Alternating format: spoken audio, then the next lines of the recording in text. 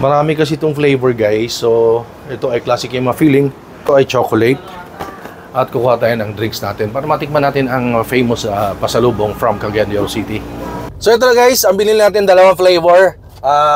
Isang chocolate and yung classic, yung yema, no? Pakita ko sa inyo guys kung ano yung palaman. Kasi kanina naka-box, naka-plastic eh. Ito siya, yung palaman niya ay yema. Sarap nito. Ayan, no? Tikiman tayo mga katikiman. Wow!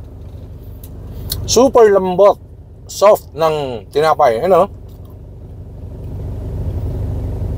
Sarap nito ipare sa kape, sa morning breakfast. Sarap. At yun nga, bawal kumain sa loob. Dito na tayo sa loob ng sasakyan.